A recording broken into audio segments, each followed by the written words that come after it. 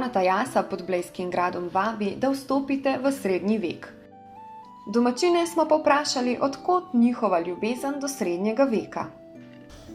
Moja ljubezen do lokostrelstva je ekvivalentna moji ljubezni do srednjega veka, do tistega časa, ki je v bistvu precej paradoksno.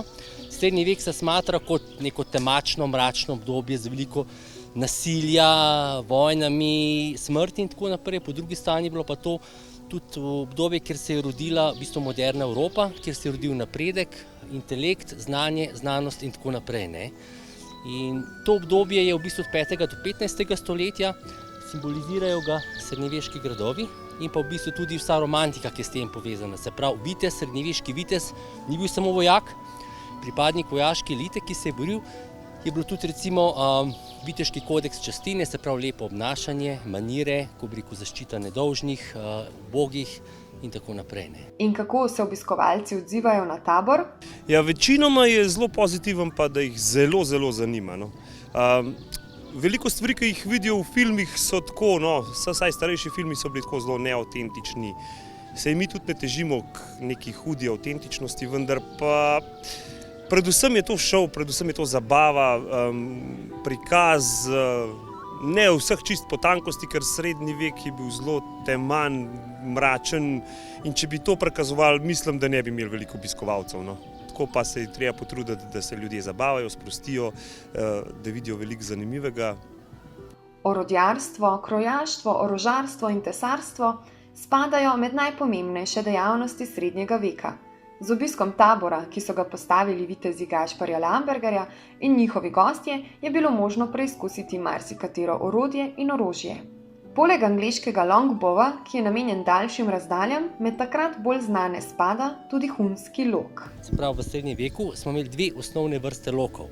Prvo je bil kompozitni hunski lok, ki so ga nekako iznašali, oziroma so ga ta prvi v polni meri uporabljali Huni.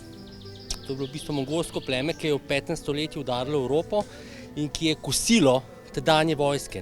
Njihova taktika je bila, preleteli so s konji, so postreljali vse s konjev dol in so se umaknili. In niso imeli v bistvu nobenega, ni bilo, ki bi se lahko zoperstavil tej taktiki. To so v bistvu skoraj neparalelni strah so sejali po Evropi.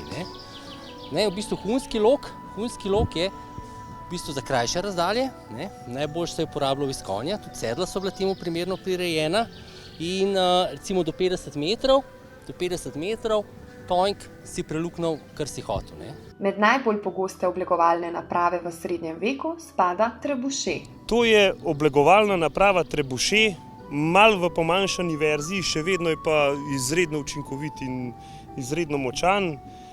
Izstreljuje lahko projektile, tudi nekaj kil težke, tudi 10 kil lahko, ni problema.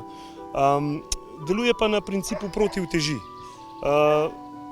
To je pač ena od oblikovalnih naprav, ki je bila zelo pogosta v srednjem veku. Z njo so pa metali ne samo skale, ampak tudi goreče stvari, do živalskih trupel in celo človeških, da bi okužili recimo tiste, ki so bili v gradu oblegani. Tako zelo, zelo grdo orožje v narekovajih. Med bolj klasična orožja spadajo meči, bodala, sekire in kladiva.